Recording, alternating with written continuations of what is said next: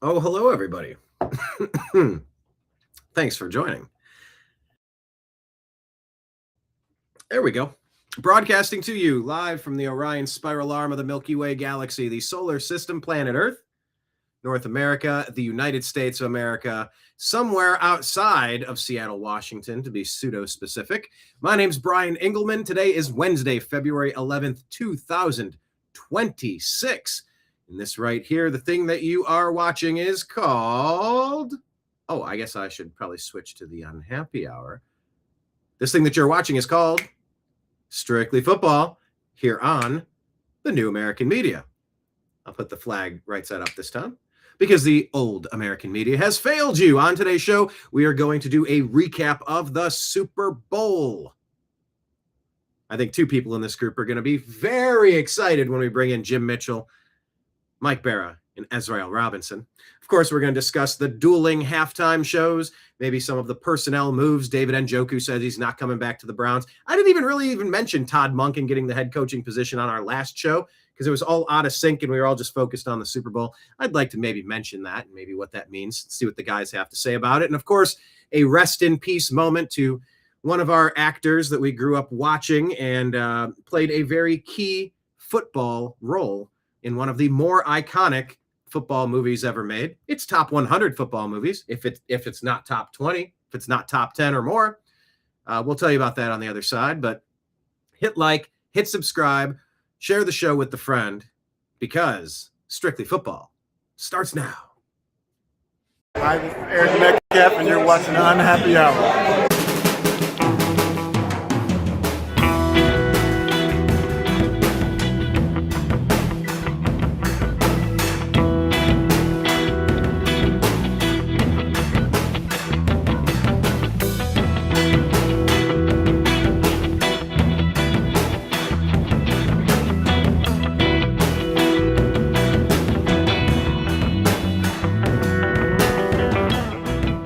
New American Media is proud to present a division of the Unhappy Hour sports show, Strictly Football.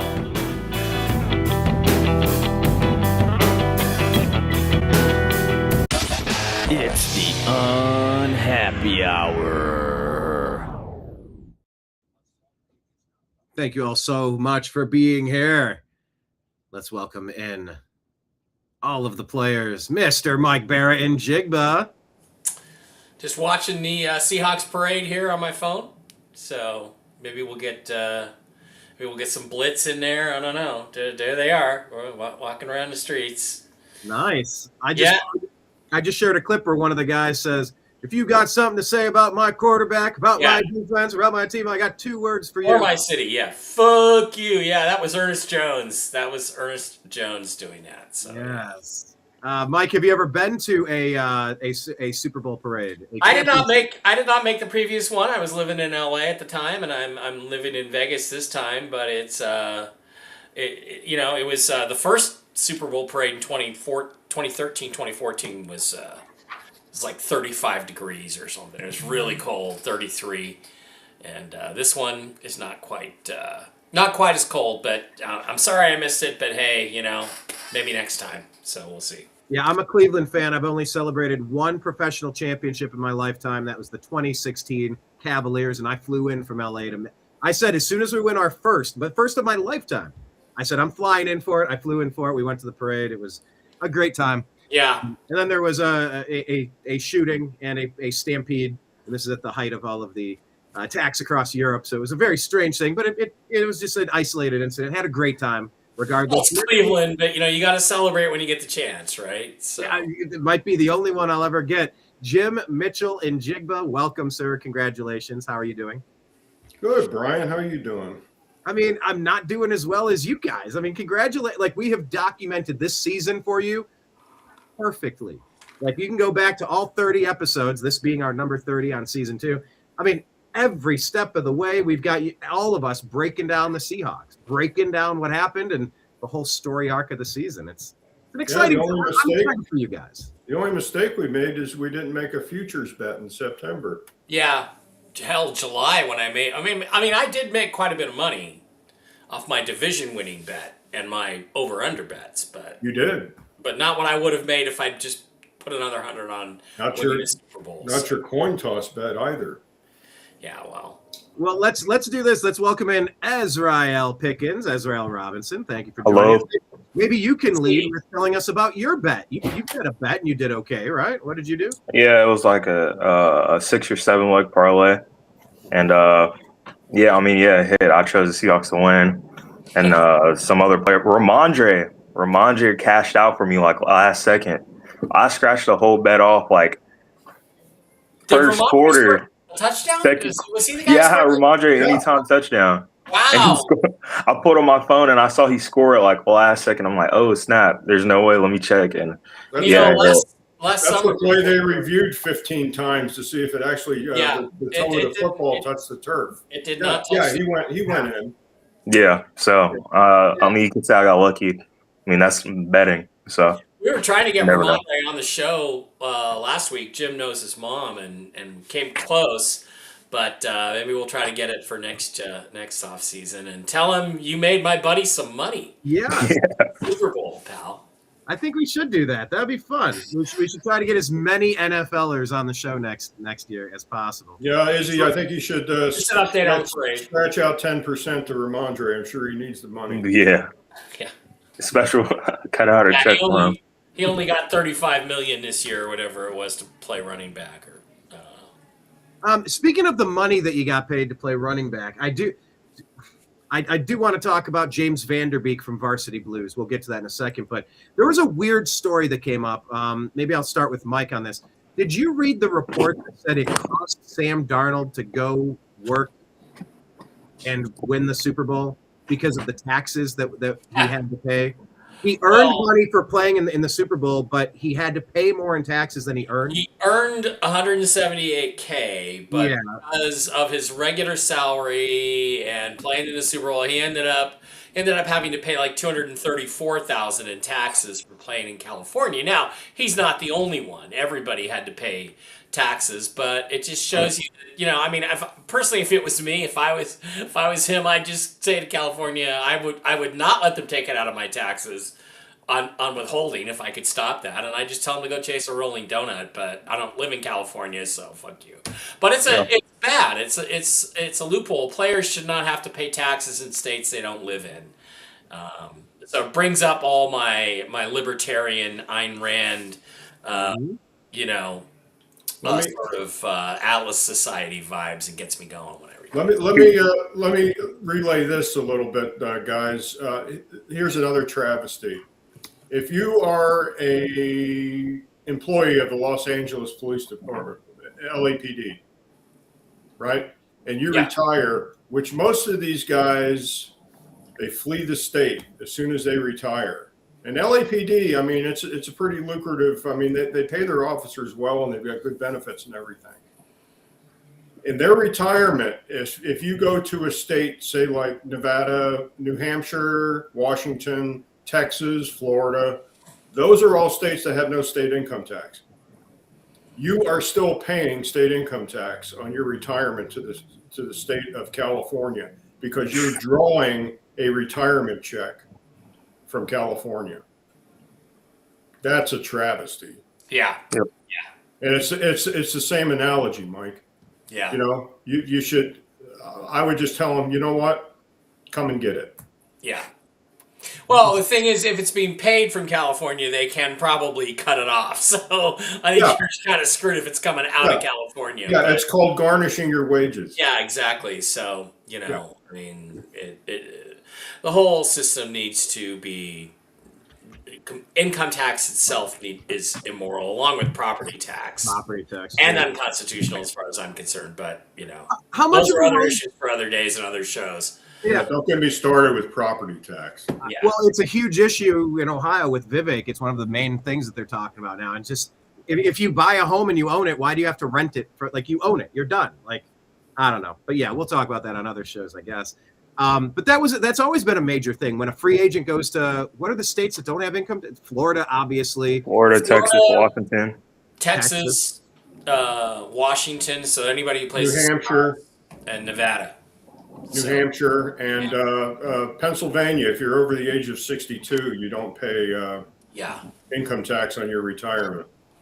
in Pennsylvania, believe it or not. You know, That it's is just universal. a big red state. But Guys, that's just an Ramondre had to get by on just about $3 or $4 million this year. A little over 3. Yeah, because he pays taxes in the great state of Massachusetts. Oh yeah, I'm sure his take home was a lot less than 3, like 1.5 or 2, but still, yeah, he did okay. well, Now, if they relocated the Patriots, the New England Patriots, to the state of New Hampshire, he Yeah. wouldn't be paying state income tax. There you go. So, well, I mean, as far out as Gillette Stadium is, I don't know if you guys have ever been, but I mean, it's far out from Boston. It's a bit of a hike. Why not just take it to New Hampshire? Not as far as Santa Clara is from San Francisco, but That's I get you drift. a little out there.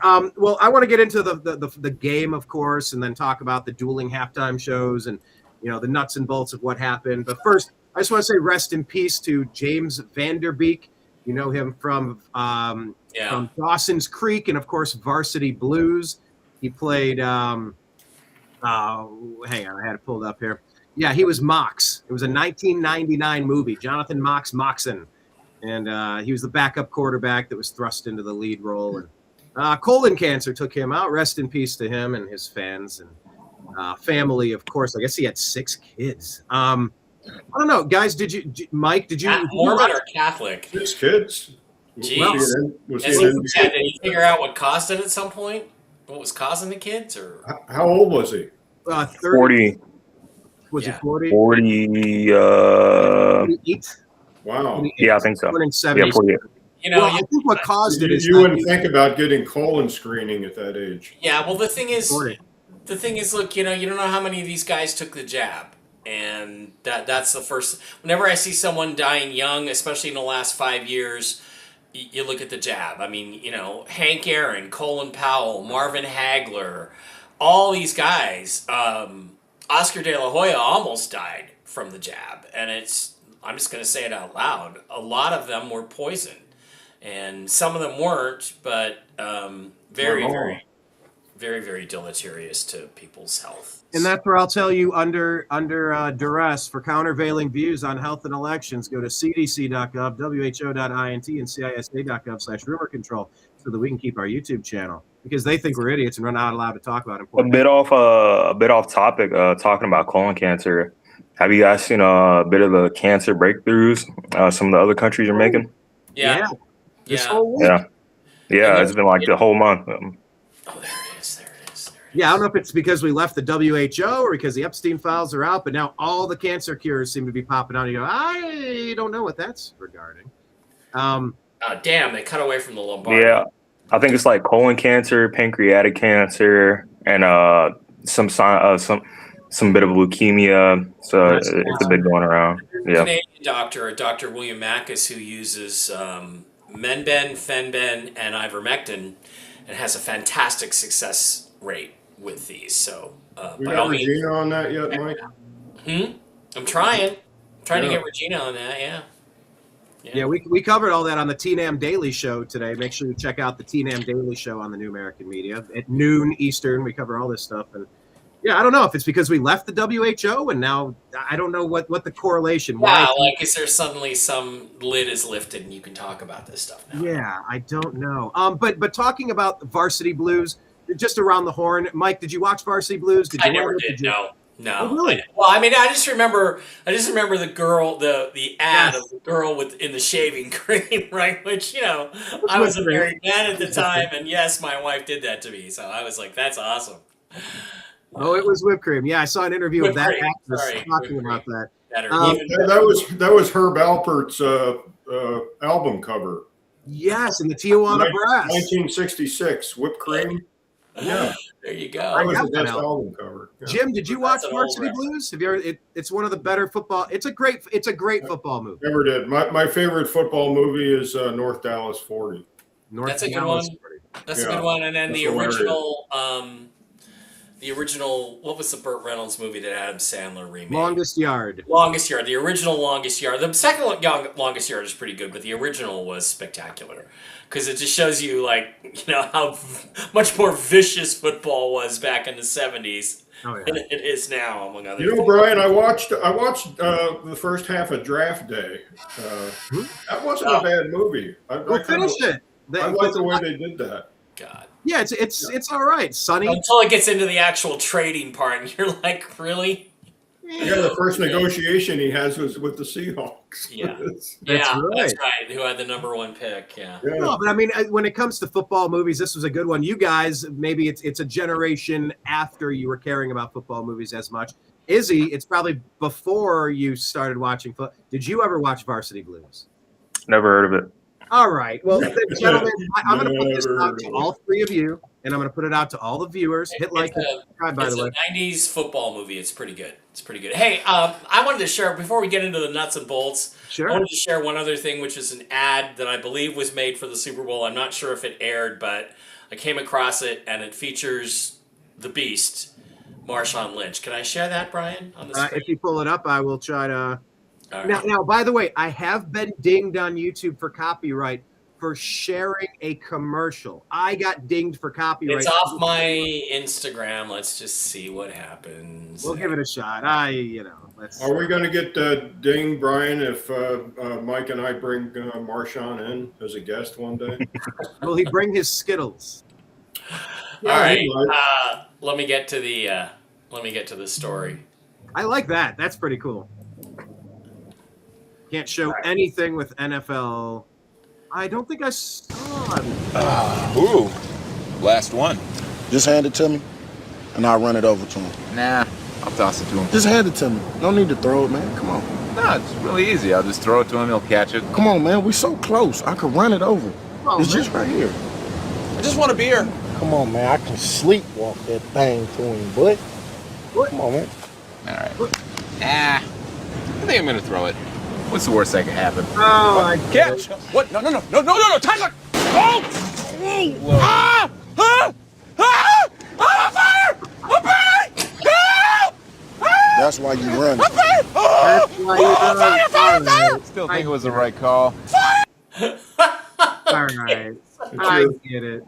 So, by the way, we got 1 million views on my interview with AJ from the Wi-Fi. That's Awesome. your typical white guy, dumb white guy commercial. He's like, no, man, I'll just run it right over to him. No, I'll just run it right to him. No, I think I'm going to throw it. What's the worst that could happen? But I did share something on the TNAM Daily Show last week. It was some friend set someone on fire at their own backyard party, and he just ran around and he got seriously hurt. Are they not teaching stop, drop, and roll? You're supposed to stop, drop, and roll, and people aren't doing that anymore. Dick Van Dyke used to teach that. I mean, he's still alive. He's 100 years old. Izzy, did you ever learn if you catch on fire, you stop what you're doing, you drop to the ground, and you roll around and get the fire out? Have you heard that? I think you taught me that. Yeah. First thing you do is you jump in a swimming pool. That's fun. Now, Izzy and I probably not a had saltwater pool, though. Yeah, you guys remember Richard Pryor? Izzy, you probably don't know who Richard Pryor is, but you should look him up on YouTube and any service you can see some of his concert movies. You should watch him. He's not only hilarious, but he's pretty brilliant. But one of the things he said is when he said, what I noticed, he goes, when you are on fire, people will get out of your way. Get out of your way. Yeah. Mitch Hedberg has a joke. He goes, yeah, man, I was standing at a concert the other day, and the security guy came over and said, hey, man, you got to move. You're blocking the emergency exit. I said, why do I have to move? He said, well, if there's a fire, you'll be blocking the door. Yeah, as if I would stand in front. I forget the punchline to it. But he's like, if you're flammable and have legs, you are never blocking the door. You will run through the door. You're never blocking it. Wow, Mike McDonald actually drinking a beer. That's unusual. Character. Yeah. Marion says 12 Mighty Orphans was a great movie and a great book to read, too. All right. And I will say that. Question of the day, what's your favorite football movie? Type it in your comments. We'll try to pop them up on the screen there. Favorite movie regarding football. Rest in peace, James Vanderbeek. Please go watch Varsity Blues. It's a fun, good movie. It's worth the watch. Yeah. Hey, but before we get to the nuts and bolts again, what do you feel about Kubiak leaving your team now? Is this going to be tough for the repeats? Well, yeah, because he was I didn't always agree with the play call, but the design of the offense was terrific. And the design of the plays. There were times I thought he should run when he passed, but you disagree with your OC all the time on that. He was very successful here, and you always got to wonder, is the next guy going to be 80% as good as Kubiak, which is probably good enough, or is he going to be 30% as good? Or is he going to suck altogether? You just don't know. So, it's a concern. Of course it is. Look at the Eagles. The Eagles, everybody was talking about them repeating, and then they lost their 2 coordinators, and they were not nearly as good offensively as they were last year. So, Of course it can affect things dramatically. So, you got to be concerned, but there's a reason why it's happening. It's because you won the fucking Super Bowl. So, okay. If you asked me at the beginning of the year, would you take a Super Bowl win but have to give up Kubiak? I'd be like, yeah, where do I give you the money for that? So, yeah, of course you would. Kenneth agrees. Longest Yard, the original. That's one of his favorite football movies. All right. Well, let's get into it. Let's talk about the game, shall we? You bet what on the coin flip to start the game? I bet tails. It was heads. I had a bet on Hunter Henry, the longest yard, to be the first guy to score a touchdown. That would have paid me $1,300 if Hunter Henry. I was looking at the odds on the first touchdown. I'm like, wow, some of these are crazy. Yeah, so next year maybe put 20 on all of those. Mike's worried about being considered a degenerate, and he bets on the coin toss. Yeah, I was going to bet on a commercial. They had commercials on there. They had commercials on stuff. Like what company do you think is going to get advertised during the Super Bowl? I think that's knowable, though. A lot of that's known. They release a list of who's going to be doing that. I think it's like but it's like mainly during the Super Bowl. They have a list of names. Oh, okay. And then one more thing. There's this one guy. I think this is his 3rd year in a row. I wish I could pull up the Twitter post, but he bet on himself. I think it was like $40,000 to streak. He streaked the field and he cashed out for like $300,000. Yeah, that's what they say, is that the guy bet, like you said, if it's $50,000 that there would be a streaker, and then he had a guy. There was a guy, a decoy. Like a decoy. Yeah. He jumped over. Security rushes to him, and then the guy jumps on the field and streaks. And that's what they're saying, is that he bet $50,000 on there being a streaker, and then he was a streaker, and he ended up collecting. So, I think he had some stuff like written on him too. I think one of them said like insider trading or something crazy like that. Because he bet on himself. So well, that was weird because we were watching the game, and there was this weird pause. They came back like they were about to go back to the game, and then they went back to commercials again, and we're like, "What the fuck's going on?" And we later found out it was a streaker, and so good for that guy. Mike had a conspiracy with that glitch in the video. Mike had a conspiracy theory that there was an alternative timeline shift. Well, I will say this: 2 plays later, the Patriots scored a touchdown out of nowhere. So I think that was Ramondre's touchdown, wasn't it? No, that was the first. That was towards the end of the game, wasn't it? That was to what's his name? Collins, I think. Matt Collins. Yeah, that's when he went down. Marion said, I only saw the half streaker. Was there a full-fledged streaker? No, he was a shirtless dude. Shirtless. Yeah, he wasn't completely taken on there. But if I was the casino, if I hadn't paid out yet, if I was the casino, I would have said, "Well, you're not really a streaker because you weren't naked." So that's what I would have said. You weren't actually a streaker. Yeah, I don't know if man tatas qualify, but how are you going to get naked on the field? Or you have to have one of those rip-off sweatsuits? Rip-off basketball. Yeah, it's been done. Yeah. I feel like I've seen a Naked Gun or some of these movies where they just go and they're completely naked. They're ready for bed. Yeah, but I don't think they make those in real life. Yeah, since it was in Santa Clara, Mike, how much taxes would he have to pay on that payout? Probably quite a bit. Yeah. Or San Francisco. Or did he make the bet in a different city or a state? Well, sir, between the fines, the casino suing you, and the state of California, I think he only spent $5,000 on the fine. You owe them money. Yeah. Well, but it's San Francisco. You could just say I was celebrating my pride. I can be as naked as I want to be. I don't know. But I did like that they had he had like a GoPro on. So like you can watch the video of him running on there like it's a video game. I saw it on TikTok. That's the thing. Yeah, he looks over, he sees his decoy jump, and then he jumps over and runs onto the field. Yeah. Wild. I don't know. I thought that was pretty interesting. But the game itself was not very interesting. The whole first quarter, the second quarter, it was a little bit of this. I mean, it was puckered up tighter than a nun, fill in the blank. But it was very tense. A lot of teams do tend to kind of restrain themselves when the big game hits. And I was talking to somebody prior to the game on game day saying, yeah, I'm betting the under because everybody's just so nervous and they don't air it out and they just don't score a lot of points. Yeah. I'll start with Mike. I'll go to Jim and then over to Izzy. But that whole first half, let's talk about it. The Seahawks were getting some yards. Patriots weren't doing much, but they were just resulting in field goals. That's how it felt, Brian. Nervous and edgy. It made me nervous and edgy. I kind of lost my appetite for Regina's delicious food. I just was so nervous because it was only 9-0. And it sucks when you feel like you're dominating and you're only up by a touchdown, less than a touchdown on a field goal. That's nerve-wracking. So I found the whole thing nerve-wracking, but I should have been more relaxed because the Seahawks were in a lot more control than I actually thought they were. Yeah. But it was like that, and it was basically we don't care if we just get field goals. We're just going to take field goals because I think McDonald. I think that they didn't really. I don't think they believed that the Patriots could really score on them if they didn't want them to. And one of their touchdowns was garbage time. The other one was kind of again a fluky thing coming out of a lack of focus by Tariq Woolen. So. It could have been a shutout easily. So it almost was. It was really interesting because they talked about how basically the Seahawks blitzed a lot, but they ran the same blitz basically every time.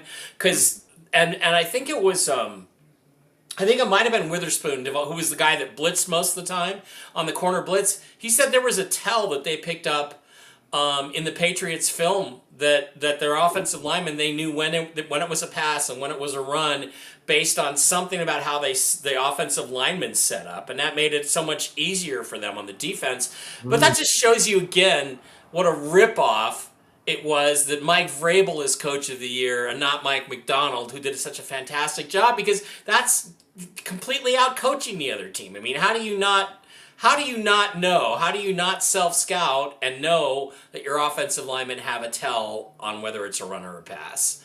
Because Seahawks knew it, and I don't know. So that just kind of it irritated me that I knew Vrabel was going to win because he's the East Coast guy, and he got totally dominated and outcoached by Mike McDonald, who should have won it. And I'm not going to complain too much about any of the other awards because JSN got his, but that one gets under my skin because nobody did a better job coaching this year than Mike McDonald. They just didn't. He was fabulous. So yeah, well, that is an interesting point about like finding the coaching trends and the tactics. They talked about Jim Harbaugh. Was he cheating? Bill Belichick, was he cheating? Are you picking? And then there's also when the Browns made the playoffs 2 years ago. Hard to believe we actually were a playoff team, but we can be again. I think the Seahawks just proved to us have a dominant defense, solid special teams, and a competent offense, and you can go far. Mm-hmm. But when we played the Houston Texans, they figured there were a couple of tells that their coaching staff figured out. In our passing game with Joe Flacco, with Amari Cooper, we couldn't get anything going. We lit them up in the regular season. Yeah. And when it came to the playoffs, we were not able to get anything against them. And they said that there was like a bit of a tell that the coaches figured that out. I'm going to go up to Jim about the betting trends and how Super Bowls are tight in the whole first half. But I got to acknowledge this comment from Kenneth. If a streaker is sued in court, would that then be a birthday suit? Well played. Well played, Kenneth. A birthday suit instead of a lawsuit. Jim, talk about the first quarter, first half. Yeah, that's.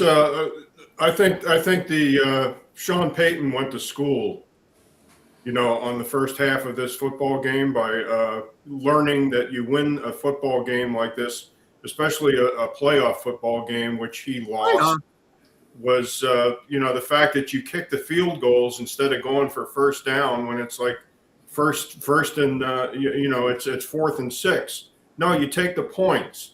And we had talked about that Bronco game, and it was against the Patriots, was it not? You go ahead and take those points, and they play overtime. It's 13-13 in that game, and this is exactly what McDonald did.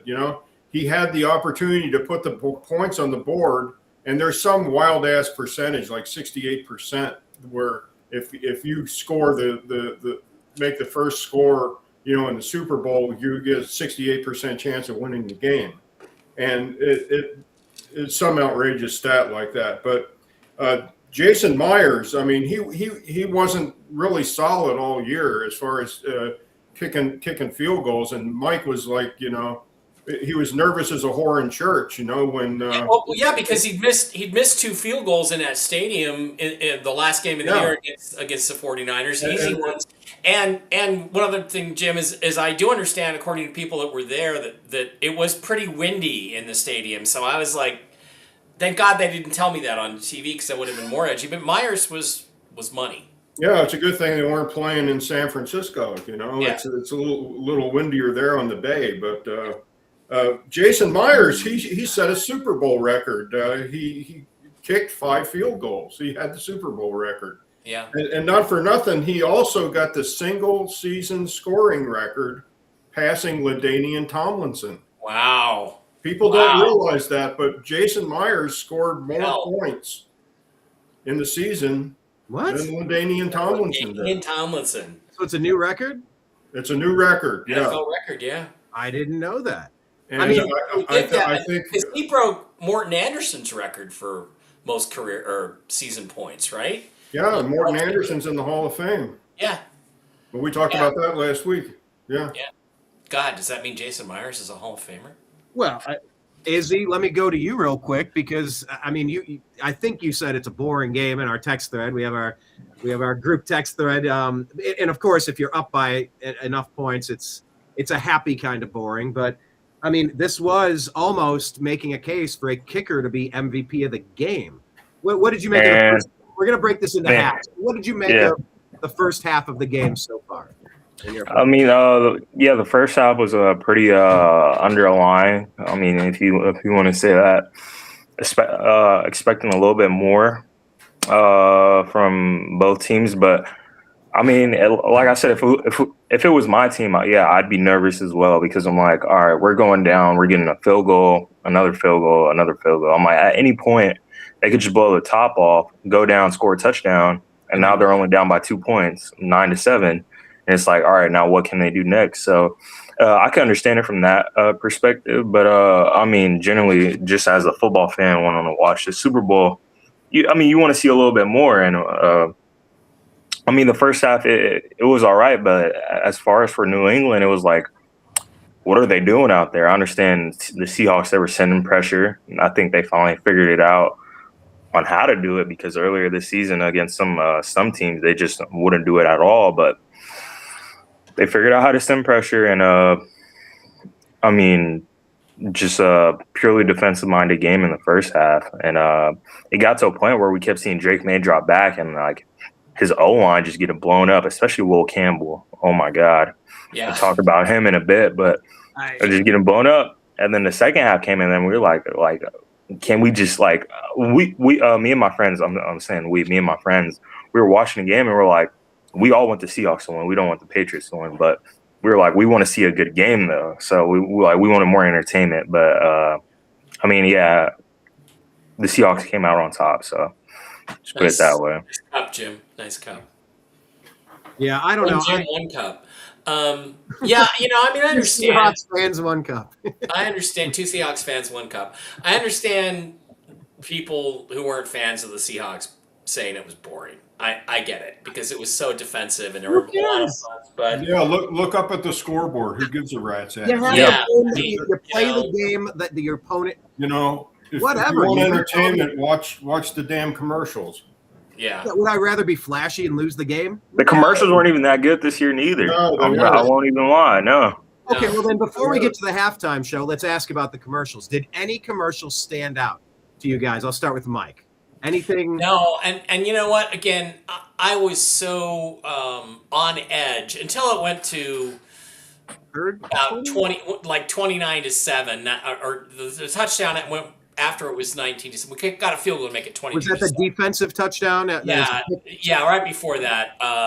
Then until it was 22-7, I wasn't really completely relaxed. I wasn't paying attention. I was just, at halftime or in commercials, I grabbed my 12-man flag and marched across Jim's living room with it, and Jim pulled his gun out, threatening to shoot me if I hit his ceiling fan, and You already did. well, that really happened. That did happen. So You I already was did hit the ceiling fan. Yeah, I didn't pay attention. Brian, I got 18-foot ceilings, and he figures out how to hit the ceiling fan. I tapped it. It didn't hit it. Go 18-foot gadget cathedral arms. ceiling, and he hits the ceiling fan. It Go barely gadget arms. How did you hit the 18-foot ceiling fan? Because his flagpole is 6 feet long. Who the hell walks in somebody's house with a 6-foot flagpole? Well, you know, ladies, I got a flag. Izzy, you know They this. show up at the door, and I'm thinking, Into a holy game, when Christ, the home Bara, team scores. When the are home you team in the scores, bag they already? send out the fat guys with the big flags and run around the field, and that's what I was pretending to be, was the fat guy running around. Okay, so I I think got a little over enthusiastic. I think pretend is the operative. Do I word need to here. buy you a new ceiling fan, Jim? Do I need Oh no, to? you didn't kill it. If it was on, you would have destroyed it. Would have been more careful. If it, Jim, any commercials stood out to you throughout the whole game? Oh yeah, all of them. I mean, you can tell who's making these commercials. You know, it's still the the liberal film industry making these commercials. You know, they go out of their way to make the Caucasian guys look as stupid as they can. You know, and that's just the theme of all these commercials. that's true. I mean, admit it. That's what they're there for. You know. Izzy had a favorite commercial. I don't know if he cares to talk about it on the show this week, but Izzy, any commercials stand out to you other than that one that you Yeah, mentioned? the polar bear commercial with Pepsi and Coca-Cola. That one was pretty fun. What was that one? It was just a polar bear who was like addicted to Pepsi. I believe it was a pretty good commercial. Yeah. One of those commercials you're like, oh yeah, this is a Super Bowl commercial. But every other commercial, I mean, I saw a post on X, and it was like, you can see the state of the country a little bit of half the commercials. It's like half of them, there's really no effort put into them. You just got every icon you can know bashed up into one commercial. Yeah. Other ones, half of it's sports betting. The other half is a quarter of it is like medicine, and then another quarter is just just random stuff trying to appeal to people, and it's just not amusing. What did you think of the Ben Affleck? What about the Ben Affleck '90s commercial where they pulled Friends references and that's Good Will Hunting? And I mean, I thought that sucked, but who the hell watches Friends? Friends? Do you even know any of the references, Izzy, in that commercial? No, not inside jokes. I don't think so. Classics. Signed. I enjoyed that. Izzy makes my point. A polar bear addicted to cola. I mean, ridiculous. I did sort of like the Duncan. I think it was Duncan, right, with the '90s stuff and Affleck. But it's also AI slop. It wasn't like the actors. Yeah, and AI too. Yeah, that was a part of it. Yeah, it was very AI heavy on the commercials, and they call it just putting slop out there. But I don't know. I chuckled at that one. But even last year, Duncan did that, and it was so cameo heavy. You couldn't even follow the plot. You couldn't even take a chance to laugh at anything because it was just moving too fast, like a Michael Bay edit. Right.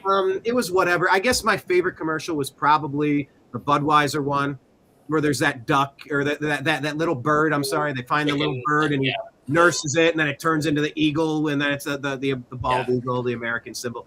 That was probably the nicest one. Budweiser has some nice. Well, and there was something weird though that I noticed. I don't know if the other guys noticed, and I mentioned to Jim that after the game was over, there was the celebration, the award ceremony, all that stuff. And NBC cuts to a commercial, and it's like, and the fans in Seattle are cheering, and there's this group, and it looked like they were around a keg or something, but it was like, they're all, and I'm watching it, and I'm like, this is totally AI.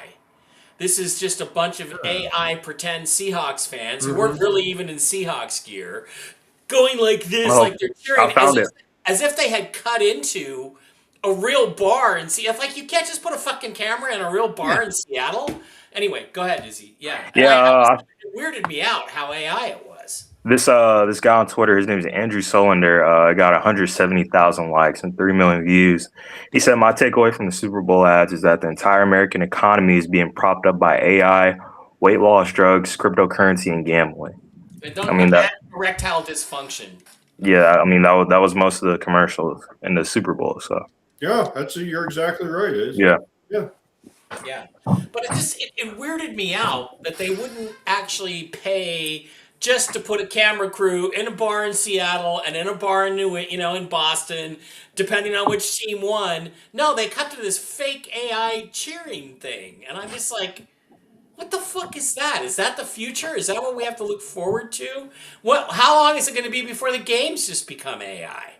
Right? I'm ready for the robot wars. Have Tesla bots out there just battling. I mean, injuries, I guess you could have like repairs, but you go to someone on the bench. Injuries I don't know. It being was part of disturbing. sports. I found it disturbing. I heard that the one thing they haven't, and you may know this, Mike, the one thing that they haven't perfected is the hands and artificial intelligence. Yeah. They're getting better though. Remember that 60s sci-fi? It lasted 3 seasons, The Invaders? Yes. Yeah, Yes. remember that? Remember how Roy Finnis could figure out who the The only tell invaders was a were? little pinky finger, right? They Yeah. weren't able to bend their pinky Bend the finger. pinky, yeah. Yeah. Isn't that a coincidence? Yeah. That's fun. We have a saying on the TNAM Daily Show at noon Eastern. Make sure you guys watch it Monday through Friday. But we do a pinkies up cheer. We'll drink our coffee with our pinkies up every time we get a troll. There you We go. just say pinkies up. It's like our salute to them. It's funny you said that. Yeah, and then did you see Cardi B tried to give a robot a lap dance and the robot keels over? So, all the blood rushed to, all the oil rushed to his. All the oil rushed. Let me pull this up real quick because now we've kind of got our way up to halftime, and we will talk about Bad Bunny and Turning Point USA, Kid Rock, Robert Ritchie. But let me just play this because I did check. This is true, but I wasn't watching this version. I didn't know this happened. So let's take a look here. Immediately after Bad Bunny's halftime show at the Super Bowl, a Pro Ice commercial airs. Their friends and neighbors. That's diabolical. I love it. They're little league coaches and veterans. They're humanizing. He's got his pinky up. Oh, everybody has their pinky up. This is hilarious. Oh my God. But they're talking about these ICE agents. They're humans. Fathers. They're little league coaches and veterans. They're people who love this country. These are immigration and customs enforcement officers. $50,000 signing bonus. They are removing violent criminals from our streets and neighborhoods. And this aired right after Bad Bunny had a literal migrant caravan show up and cross the border. $60,000 It's student debt relief. dangerous and difficult work. 20% premium But pay. ICE has one mission: to make America a safer place to live, and that's what they're doing. This is law enforcement. This is ICE. Join at ice.gov. Follow for. So, I mean, that was pretty interesting. They went with, many people said a woke halftime, and other people said, oh, come on, it's no big deal. You guys were all dancing the Macarena. Mike, talk about David Band's got a good point. That it's That's all what about we've been saying all year. The answer to all your questions is money. Well, and they said they've got as many white people as they could possibly get as clients, as fans of the NFL. The past couple of years were Taylor Swift getting the women. Now they're like, we got to go global and get other people. I get it from a marketing standpoint, but I remember when popular, maybe Bad Bunny's popular, but no, I didn't know. I couldn't hum along a single song. I didn't love the Prince halftime show as much as others because I'm not a big Prince fan, but I recognized his hit songs.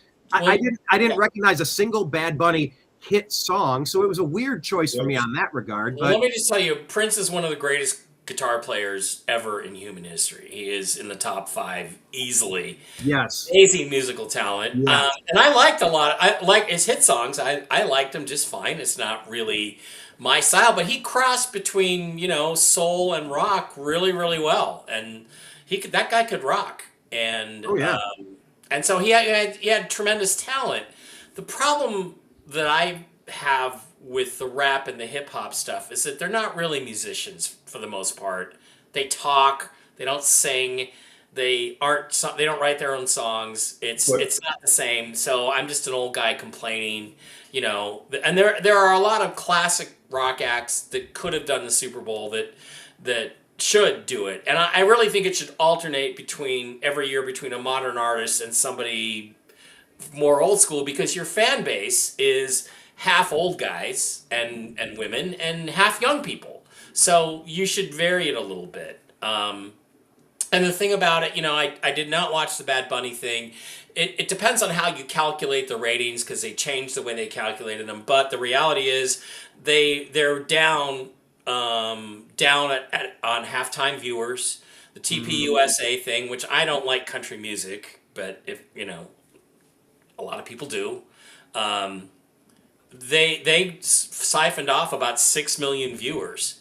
And so the NFL now has competition. So it's going to be interesting to see in terms of the halftime entertainment, whether that's a shot across the bow. Yeah, you're talking about let's call him who he is, Benito Martinez. Yeah, I don't know. I mean, and again, it seems to me you should have an English speaking act in the American Super Bowl because, Dave Bara, my brother, said it the best. He said this is the biggest prize in sports. It's bigger than the World Cup. It's bigger than the Champions League. It's bigger than the Premier League. It's bigger than Formula One World Championship. This is the biggest single event. And you're right, though, Brian, because when Goodell came in, what they decided is they knew that they got 70% of the male American audience. That was guaranteed, right? And the other 30% of guys are either nerds or gay, and we're never going to get them. So that's when they started marketing to the female audience, which is when you started getting these female sideline reporters, the female hostesses, and you started taking the violence out of the game. I remember about 10 years ago, I heard Roger Goodell going, "I'm committed to getting the violence out of this game." And I'm like, what the fuck? That's what everybody shows up for, is the violence, right? So, and now they probably like pulled as many females into it as they can, and now they want to try to go international, Why do you think people watch NASCAR? For the crashes. They like to watch souped up family cars drive around in circles. I don't know. I love IndyCar. I love drinking Mountain Dew and yeah.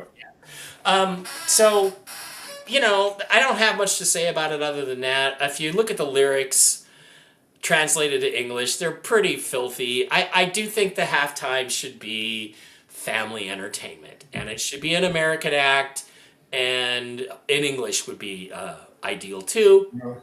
And I would like to see them rotate between a modern act and an old school act. And eventually, though, Mike, he'll get in the Rock and Roll Hall of Fame because they let everybody in. It's not the Rock and Roll Hall of Fame. I'm only down here to let everybody into the Pro Football Hall of Fame these days too. So, President Trump chimed in on that. He was quoted saying the halftime show was absolutely terrible, one of the worst ever. Absolutely terrible. He described it as worst ever. People say. A lot of people say.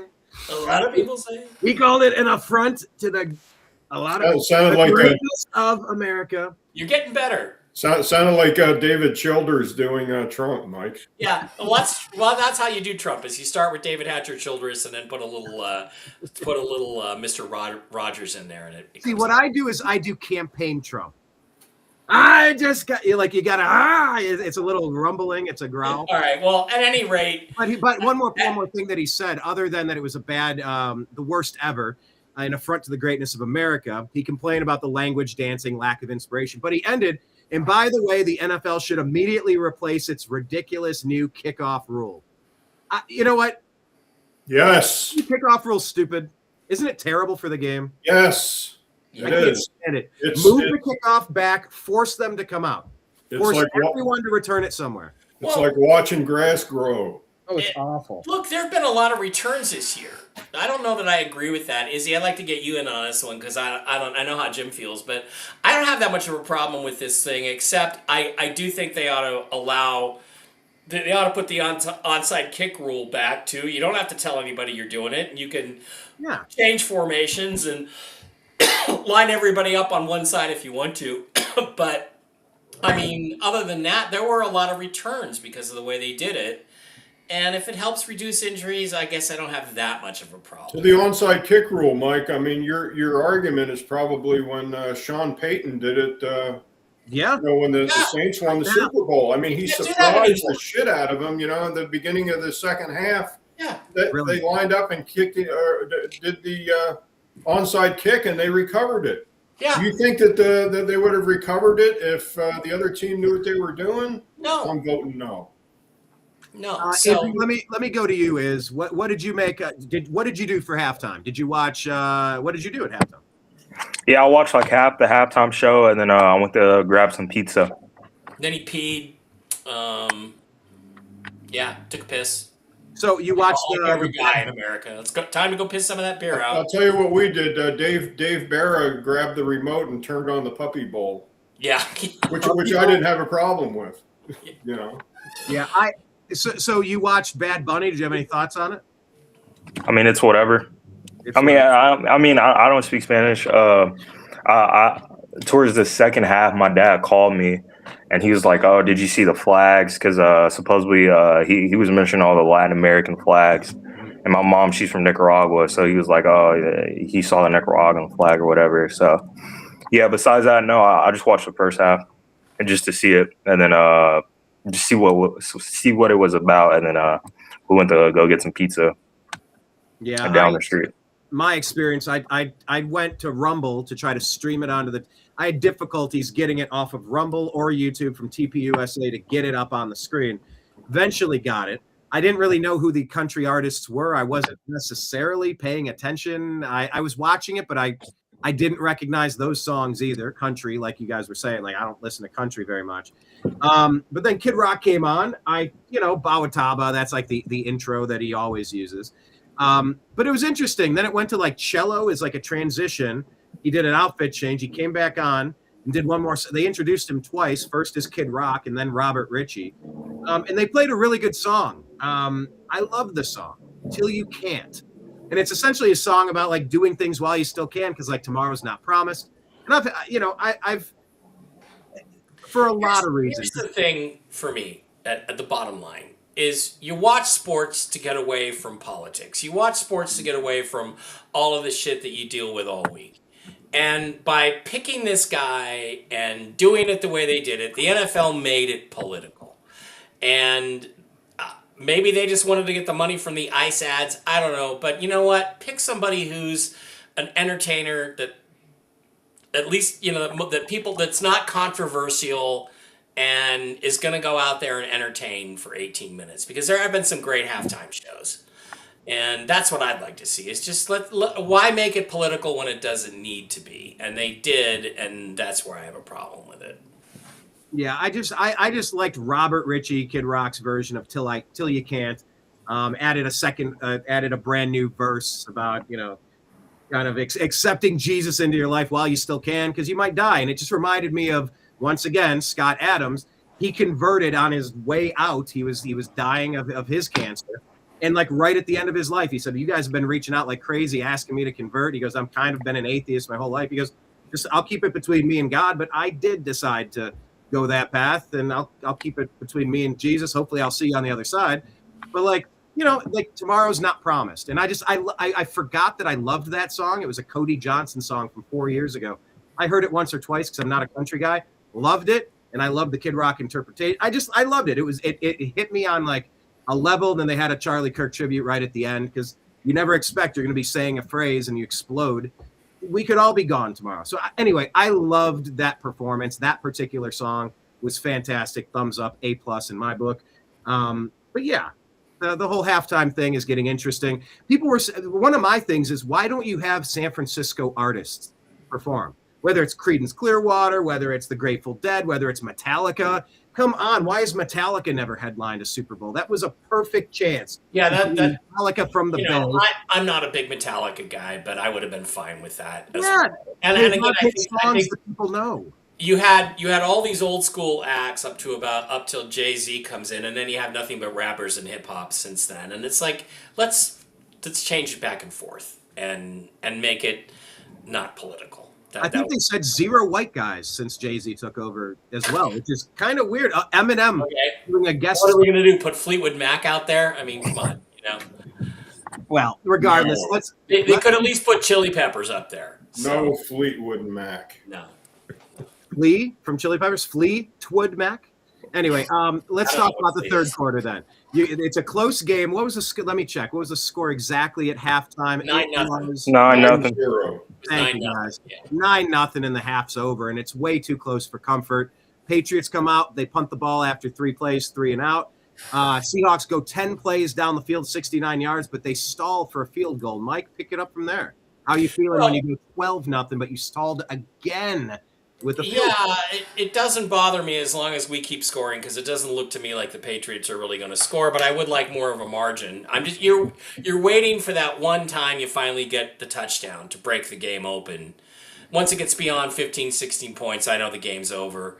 And so, it's okay with me. And again, the thing we didn't really talk about is how great Kenneth Walker ran. And there was, he looked, we've been waiting for him as Seahawks fans for 4 years now, 3 years at least, for him to really start having this breakout season. And he didn't have a breakout season, but the last 4 or 5 games he really did. He really was amazing. Probably because Charbonnet got injured. Yeah, and it's like, you know what happened? You look at his carries. He averages 18 or 19 carries a game. He had 27 carries in this game and had 135 yards, and won the Super Bowl MVP. Yeah, and won the Super Bowl MVP. And, I mean, there was one play where he got the ball and he comes forward. And, what used to drive us nuts, what would drive me nuts, is he'd always leave so many yards on the field every game. I mean, like he'd get up there and he'd make the wrong cut. If he'd have cut inside instead of outside. Now, look, I'm not on the field, but instinctively great running backs are able to just to see where the flow is and make the cut. And he wasn't good at that. But the last 4 or 5 games, he was. In fact, there was one play where he came up almost to the line of scrimmage. He had the ball in his hand and he stopped. He stopped and waited, and then he saw the flow, and then he cut, and he had the acceleration to get through the hole, which most of us don't. Mike, who that reminded me of? Le'Veon Bell. He would he would do like a hop and reevaluate and then take off like a.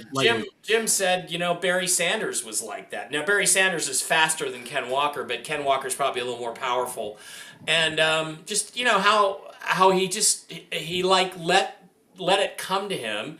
And Izzy's right. He's played better since Charbonnet was out. He got more carries. So, 27 carries, 135 yards. You can't complain about that. So, I know we're talking about the third quarter, but quick question for you, Mike. So, losing offensive coordinator, he's going to Vegas. He's having Ashton Genty in the backfield and possibly Fernando Mendoza. Do you see any comparison between Ashton Genty and Kenneth Walker and Fernando and Sam Darnold? And could he help those two guys? Well, I saw Genty play live. Sorry, I'm sorry. Yeah, go ahead. My bad. Yep. No, I saw Genty play live. Dave and I went to the last game of the year, Kansas City. I saw him and the Raiders, and I saw him play live. He's a different kind of back than Walker. Oh. Mike has a thing where, hang on, let me ask Mike. This happens often. Mike, how did your feed drops and immediately bounces back on? Is that your internet connection? What is the? Yeah, it's Cox Cable. Welcome to Cox Cable. Yeah. I can't wait to switch to the Google Fiber next summer. But he's a different style of back, but Kubiak will find a way to make use of him. And I mean, the thing is, the design of the Seahawks offense, like I said, I have no problem with it whatsoever. It's just a question of if you get a good quarterback in there, Kubiak will get the most out of those guys. He's got 2 good tight ends. He's got Michael Mayer and Brock Bowers. Mike Mayer and Brock Bowers. They both have MM and BB. They're terrific players. Jenny's a terrific player. Go get a receiver. I know if the Seahawks let Rashid Shaheed get to free agency, if they let that happen, the Raiders are going to grab him. So I hope it doesn't happen. And Kubiak will make good use of those guys, and it just depends on what quarterback comes in. I mean, there's me personally. I mean, like they should trade back and sign either trade for Mac Jones, sign a quarterback that's like sitting backup somewhere, see what they do, and if they don't do bad, wait till the next QB draft, and then this year they could go out, get a receiver, get some O linemen in the first round, and possibly have another first round pick the next year. So I mean that's how I go about it. But the argument is that a lot of people don't think Mendoza's that good, and if you really don't think he's that good, I could see a guy like Kubiak making really good use of somebody like Mac Jones, because his offensive designs are not based on a running, scrambling quarterback, because Sam Darnold certainly didn't. Nope. Didn't do that. So, yeah. I think Mendoza has the it factor. I watched him in that Penn State game. I watched him spin and get when someone goes when someone goes beast mode. How about that? We'll use a Marshawn reference. When you can go beast mode, iconic mode, I don't know. I don't think you can pass those people up. Those are almost people just touched by the finger of God. Like they're just gonna. And the thing is, I don't know for sure that Lamar is off the table for being traded yet either. We don't know that. And Max Crosby, didn't he say? Didn't he tell Tom Brady that he's never playing another game as a Raider? I mean, you could take that. Myles Garrett told the Browns that too. So I mean, a lot of people. That's what they say he told. But I mean, the Browns are different than the Raiders.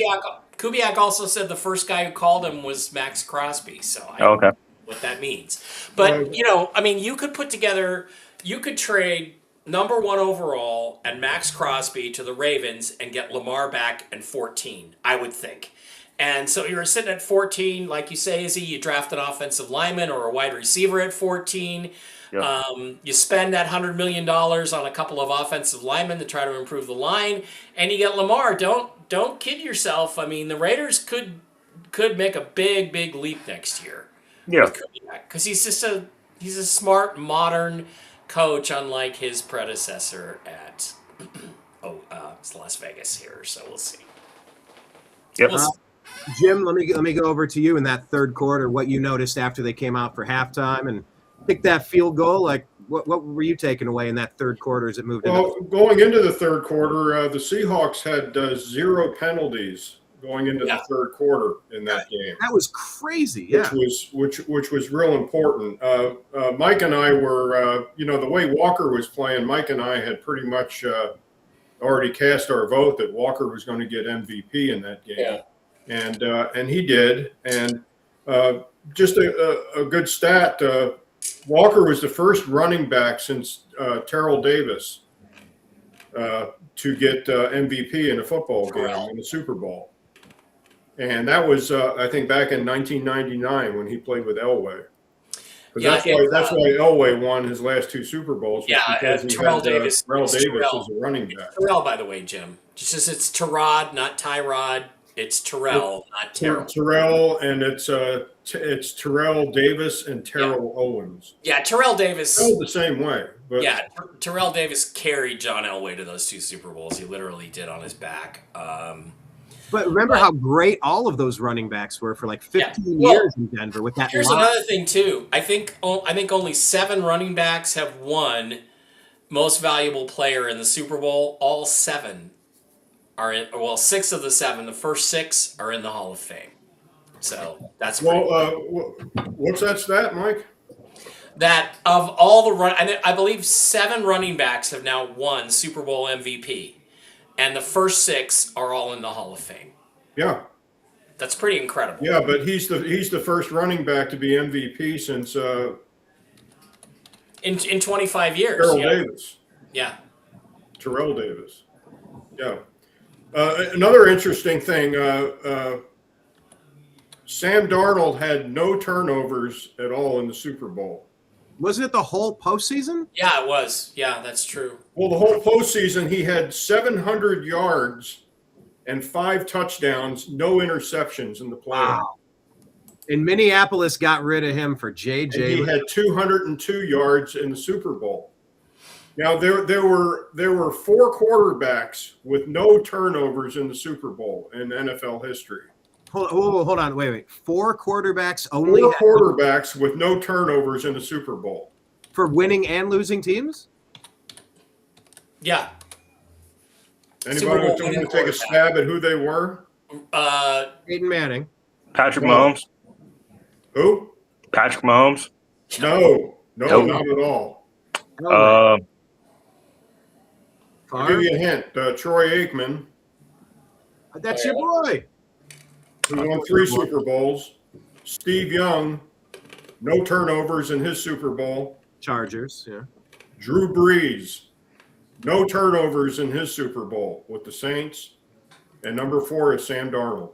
Well, and Sam Darnold had no turnovers in the entire postseason, which has never been done before. Right. No fumbles, no interceptions. So, no interceptions. Rip on Sam all you want. Apparently, there's some Seahawks wearing a T-shirt today that was like an illustration of Sam Darnold smoking his cigar and flipping everybody off. Well, they may make some references, Sam Darnold, to everybody here who's old enough to remember the '85 Bears. No one ever talks about Jim McMahon. All they talk about is the Bears defense and Buddy Ryan, being the coach of the Chicago Bears. Not Mike Ditka, Buddy Ryan. By the way, 8 running backs won Super Bowl MVP. Larry Zonka, Franco Harris, John Riggins, Marcus Allen, Otis Anderson, Emmitt Smith, Terrell Davis, and Kenneth Walker. And it was 8. It's 8, not 7. And Walker is the 8th, and the first 7 guys are all in the Hall of Fame. Yeah, but the last one to do it was Terrell Davis. Well, I know. Yeah. Yes, I agree with that, Jim. Yeah.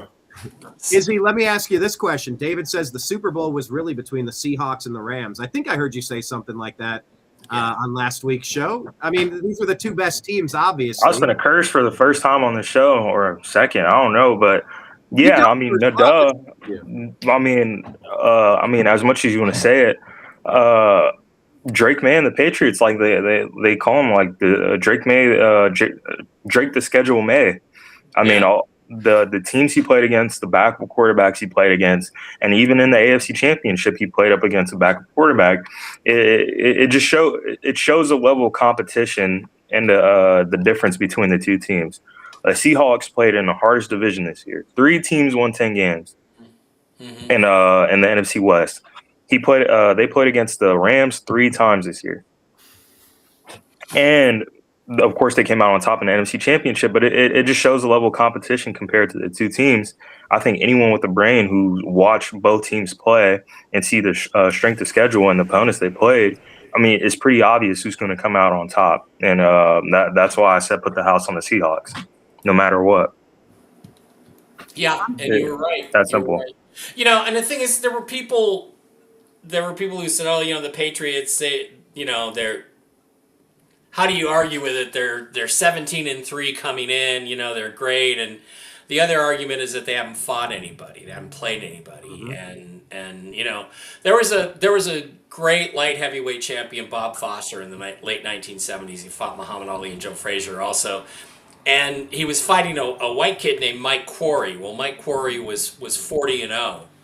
At one point, and there were people saying, "Oh, well, Mike Quarry is going to beat Bob Foster." And they asked Foster, "Well, why do you think?" Foster said, "Oh, he's no good. I'm gonna knock him out." And they said, asked him, "Well, why do you? Well, how is he 40-0 then?" And he said, "Because he hasn't fought anybody." So this is just want to share this, Brian. This is what happened when Bob Foster fought Mike Quarry, Mr. 40-0. Here we go. I don't think Foster liked it. Might get us on the audio. But there he goes down. Because it wasn't. Left hook. That's the best one-punch knockout I think I ever saw. I did watch that recently. Did you show that recently? I just watched it. Yeah, I've showed it before. That was Jerry. Jerry Quarry was his older brother. He was a famous heavyweight who got demolished by Ali and Frazier and all those guys. So yeah, it was.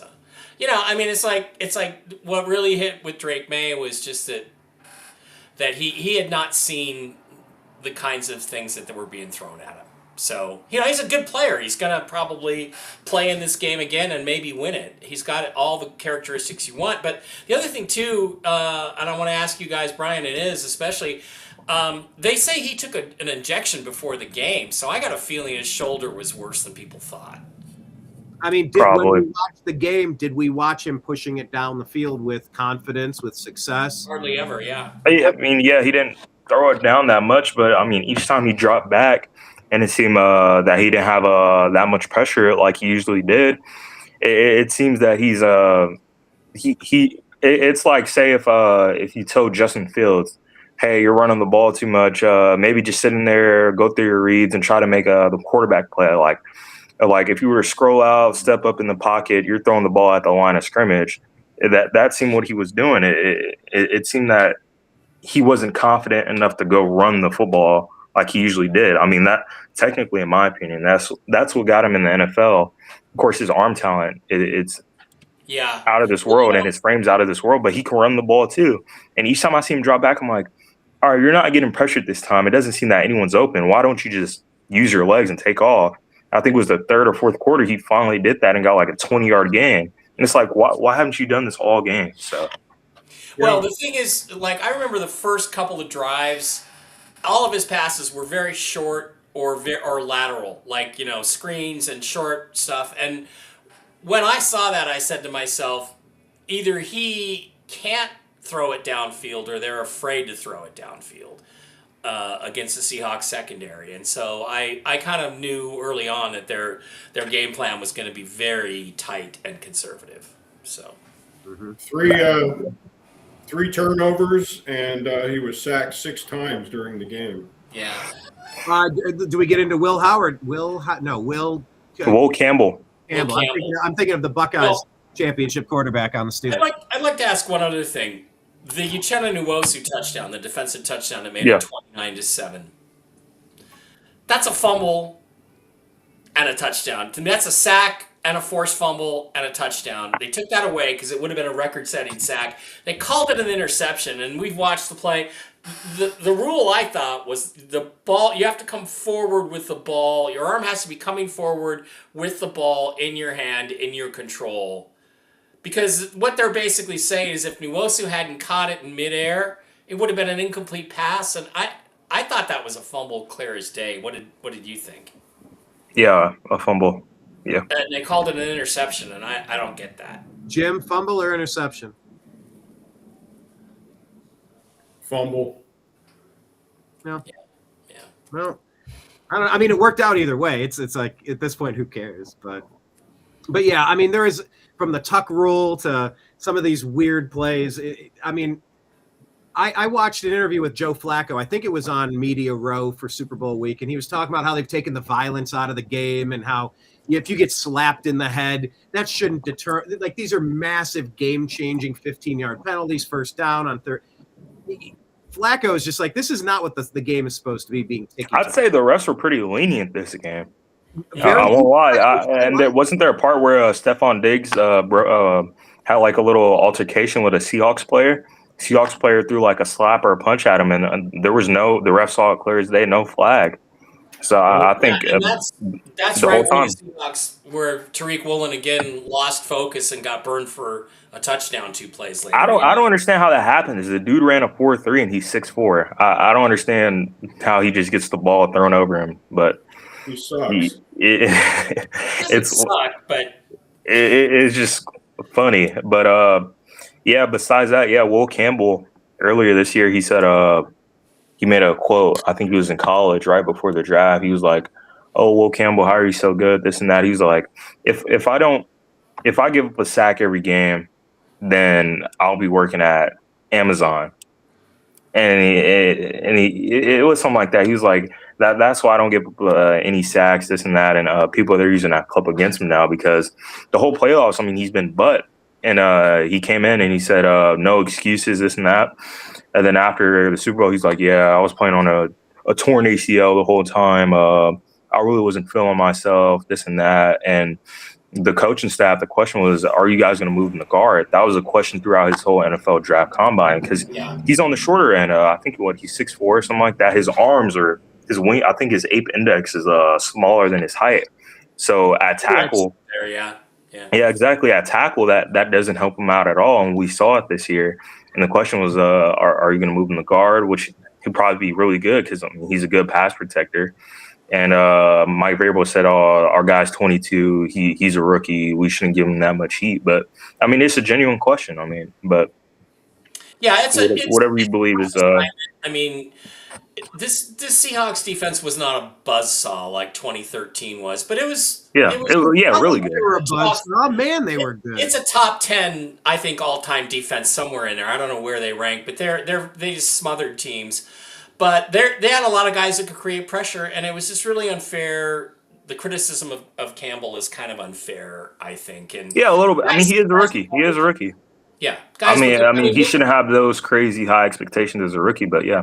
You know, I mean, if you look at somebody like Byron Murphy, the defensive tackle for the Seahawks, he was absolute shit garbage as a I rookie. remember that. And but you know, he was playing with a bad hamstring, and I think that now looking back on it, McDonald's coaching and probably the fact that he was healthy this year gave him that little extra quickness. I mean, he was a wrecking ball out there. He was really hard for people to handle.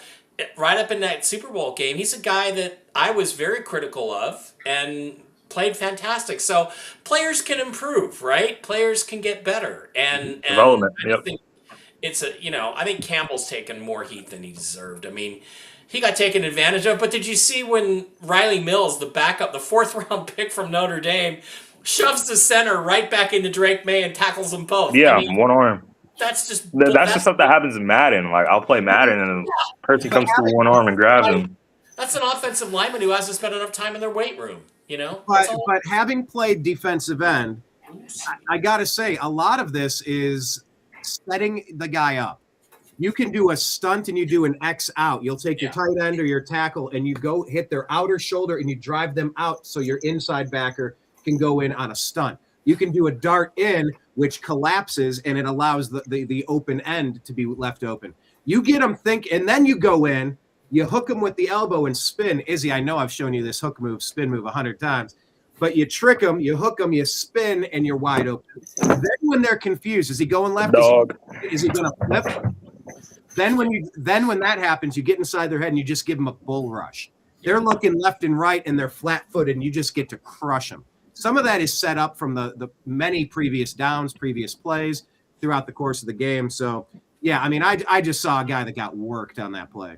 But it was great defense. You know, like I don't know that he sucks any more than it was great defense stopping him. So, and one player who I do believe showed up that day for work, ready for his contract extension, hopefully with the franchise next year, Christian Gonzalez.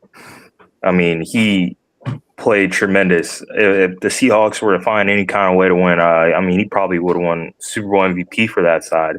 He had 5 pass breakups that game, 3 that were possible touchdowns. Yeah. One towards the end of the second quarter, JSN ran like a deep slant, mid post, whatever you want to call it. He just came in and two-handed batted down, almost intercepted if he kept his hands on it. And then another one with Shaheed, full stride. He just full extension, one hand and batted it. He made those plays. You give him credit, but both of those balls were underthrown, and they were both touchdowns. And I know. Okay, yeah, the JSN one was a little bit underthrown. Jason had to stop. Those would have been touchdowns because they were poor throws by Sam, and who did not have a great game, but had a good enough game. And you know he was beat on both of those, but great. You know, there's plenty of times when Richard Sherman looked beat and caught back up to the play. So I mean, yeah, he's a tall, speedy, lanky guy that can do that. So. He's a good player. I'd love we're to have talking about the quarterback play, Jim, and we're going to wrap this up here in a moment. But Sam Darnold, out of the quarterback class of Baker Mayfield, Sam Darnold, Josh Allen, and Lamar Jackson, I don't know that anybody would have suspected Sam Darnold gets the first championship, but here we are. No, that would be by that. Yeah, if there was such a thing as a futures bet on that, I mean, that would have been a huge payout. That would have been a 60-1 payout. And I asked Mike on social media. He replied, but I want to get your thoughts. Who do you think will be the next quarterback, not named Sam Darnold, from that quarterback class to get a Super Bowl championship? Baker Mayfield, Josh Allen, Lamar Jackson. If any. Josh. You got to go with Josh Allen because I'm taking Lamar. That organization is. I think they're going to. You know, they're in the middle of retooling the Buffalo Bills. You know, they started at the top with the head coach. And, you know, Josh Allen is I don't think he is snake bit in the playoffs, but I don't think it's his fault. You know, it's of no fault of his. It's the scheme of the game and the way that game is played. And And I think Lamar Jackson. I think that whole thing is. I think that whole thing is in his head. Yeah. Oh yeah, 100%. I agree on both of those. Yeah, I think he's Lamar Jackson's not a head case, but once he gets on that big stage, you can pretty much pull an Izzy and take your mortgage and go down and put it on the Yeah, other pool. I mean, I think in both their cases, in order to get over the hump, they both need either a change of scenery or a new coach. They're both going to get new coaches this year. Right. And Lamar could still get a change of scenery. I mean, I don't know what the Ravens are thinking, but they could be thinking we don't want to pay this salary anymore, or we can go get, the Raiders. Because Tom Brady, again, don't forget, Tom Brady was all over Clint Kubiak in the NFC Championship game, so you knew he was going to get hired. Tom Brady's also been all over Lamar Jackson the last 4 or 5 weeks of the season. Yeah, Tom Brady's been glazing Lamar Jackson ever since he left. So. There, the criticism of Lamar is. So I think the Raiders make the call at the very least. I would say my input on both those guys is Lamar. Yeah, I do. Yeah, it is in his head a little bit with his offensive core. I mean, Mark Andrews sold the team how many times in the playoffs? I mean, you can say that, but also, his receivers he's throwing to. I mean, his first year he won MVP. None of those guys are in the league anymore. Yeah. None of the receivers are, and his wide receiver one is 5'10", 5'11", pretty short. But the biggest thing I got with Josh Allen is his supporting cast. All he has is James Cook in the background, and no wide receiver one. They just got Gabe Davis back, and he got injured, and they had 3 receivers play that Denver Broncos game. Of course, change of scenery for both guys is going to be great, but the biggest thing Josh Allen needs is a definitive wide receiver one, like how he had with Stephon Diggs. And just a guy you can rely on getting the ball to, and hopefully they could go out and get that this year. And as far as Lamar, we could see what happens with him and his head coach. So. Well, let me take this last question, and we'll wrap it up after this question. Yes, Lake Leon saying Brian wants somebody to name Baker Mayfield, but you guys say Josh Allen, you say Lamar Jackson, I say I don't Baker. see it happening with the Bucks. I do. Maybe. I'm not saying he's bad. It's just, you seen what he's had. Chris Godwin, Mike Evans, and Bucky Irvin back there. Of course, they've been banged up, but the year before, they were healthy. So much you could do. I think he's got a chance. But this is the final question. I'll wrap this one up with. Okay, the Browns have the ability to have a dominant defense. With Miles, the 2-time Defensive Player of the Year, the only other. Where'd the Browns come from? Defensive player. Well, that's. Here's why I'm asking. We're talking about the Super Bowl and the Browns coming to the We haven't talked about the Cowboys yet either. If you put the Cowboys offense with the Browns defense, you're winning the Super Bowl. But true. Okay, but here's what I'm asking. If we can get top-notch play out of our defense, and we can how far guys tell me, how far away are the Browns if we can don't you already have top-notch defense? Dominant defense and get some sort of decent to good offense. How far away are we legitimate? I don't think we're as far away as some people think. We were a playoff team 2 years ago. Guys, talk me. All right. I got you. Kevin Stefanski's gone. That was my biggest ache of the year. I kept talking about Kevin Stefanski. Jim's saying he wants to watch grass grow instead. But what you got Shadur this year? You guys need a receiver in the O-line, and you're talking about your defense. Your defense has been top 5 for the past 2-3 years with Myles Garrett. Yes. I don't know how much better that defense can get. Really, realistically, you got Carson Schlesinger, Mason Graham. You still have Denzel Ward back there. What else do you want the defense to do that the offense doesn't have to do? Well, of course, mainly our problem is just inconsistent special teams and offense. So Mike and Jim, how far away is it to just kind of solidify, get a real wide receiver one, revamp an offensive line? You have some playmakers. How far away? Do we have hope? I know you guys are a better franchise than us, but it's based on maybe in 4 years, Brian. I'll give you 4 years for that rebuild. No, not until you get the right quarterback. And exactly. Sam is not a world beater, but he's proven he's top 10. Right now, he's probably top 5 in the league with the way he played in the playoffs. Oh yeah. You got to get a quarterback that good. You got to get a Baker Mayfield level quarterback, and you don't have that right now. Shadur has some potential. We'll see how it evolves. You had it. at one time. Yeah. But you got to get the quarterback. Once you have the quarterback and you have some good offensive coaches, yeah. But do you have that?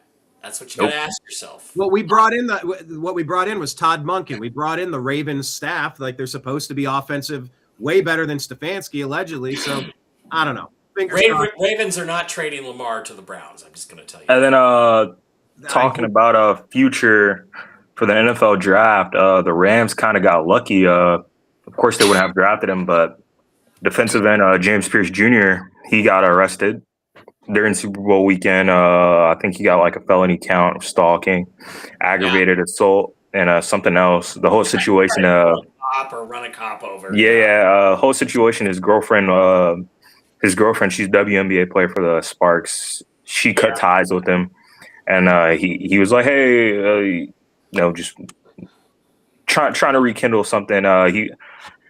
He tried calling her on a new phone, followed her to a police station because I'm guessing she was going to go there for safety. Cops tried stopping him there, the altercation. He got out the car, got back in, ran over a cop, and then they took him over. Well, he hit a cop, not ran over, but they took him in. But what I'm trying to say is the Rams, they traded their first-round pick last year. They got the Falcons this year, and the Falcons, they used that pick on James Pierce. And the Rams got 2 first-round picks, I think the top 15, and their pick. So money well spent. Yeah. I mean, the Rams, they're just getting better too. So, well, and then Darren Lee jailed in on a murder charge, first-round pick from the Jets from Ohio State. That's a bad case. Anyway, let's end on a positive note here, fellas. Congratulations, Mike. Yeah, congrats, Jim. Izzy and I, we're in rebuild mode with the Cowboys and the Browns, trying to figure it out. Yeah, rebuild mode. I'm ready for the Dodgers to go out and win another World Series this year. It's baseball season, man. Yeah. Jim, pull up the grass. We're the only watching grass grow. We're the only fan base in the league that doesn't have to say wait till next year. We don't. Congratulations. Exactly. Great. And I'm going to be smiling until the season starts, and even then, I got a smile on my face for a year, because even if we get knocked out in the playoffs next year or something, doesn't matter. We just won a Super Bowl. So I mean, you get to see the Super Bowl in your lifetime. I hope the Cowboys could do that one day.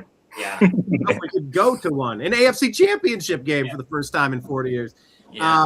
By the way, I would be definitely open to do it, not next week, like whatever, but sometime in the next 4 weeks, 5-6 weeks, do maybe a draft preview show. Yeah, I think it sounds fun.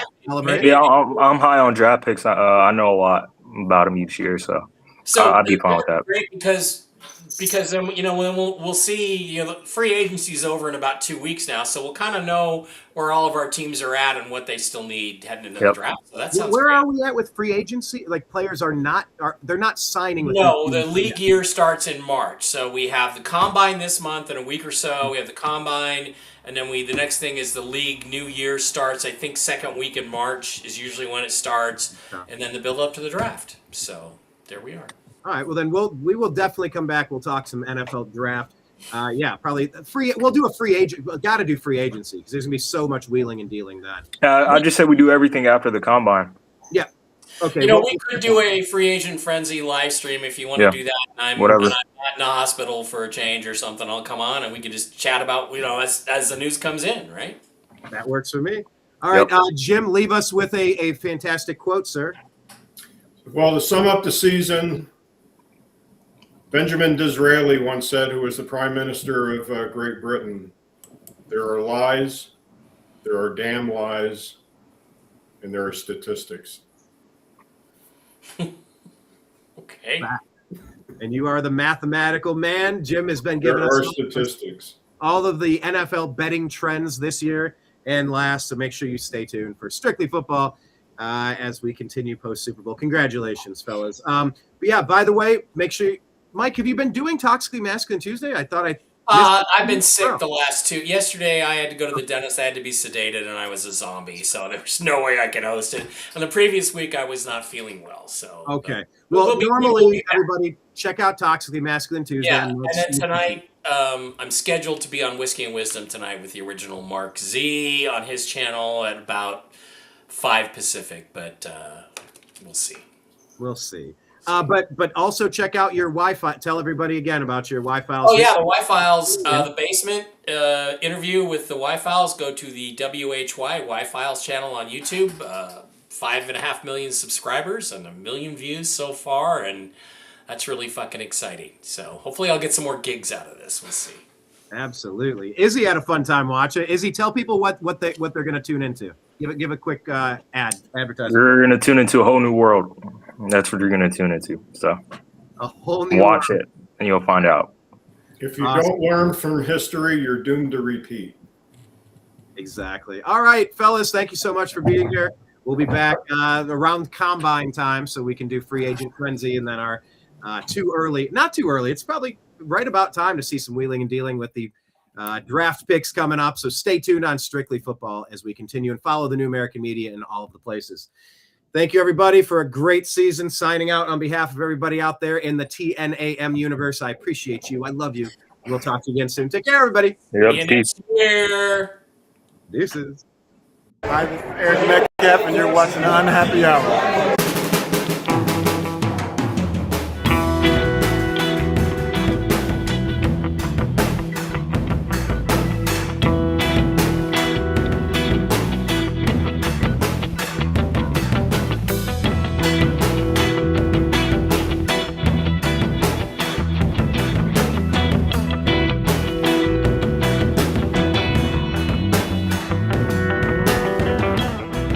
The New American Media is proud to present a division of the Unhappy Hour sports show, Strictly Football.